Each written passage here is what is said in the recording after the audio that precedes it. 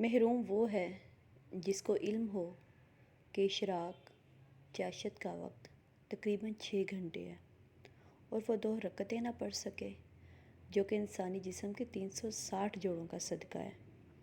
محروم تو وہ ہے جسے علم ہو کہ رات تقریباً 11 گھنٹوں کی ہے اور وہ وتر کی رکعت نہ پڑھ سکے جس میں تقریباً 3 منٹ لگتے ہیں۔ محروم تو وہ ہے جسے علم ہو کہ دن اور رات میں 24 گھنٹے ہوتے ہیں اور وہ قرآن کریم کے ایک رکوع کی تلاوت نہ کر سکے جس میں صرف 5 منٹ لگتے ہیں۔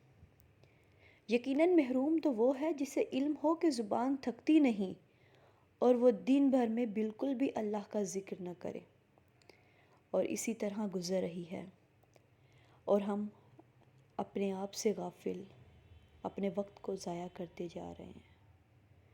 اللہ تعالیٰ ہماری ان محرومیوں کو دور کرے، ہمیں اپنی پناہ میں رکھے۔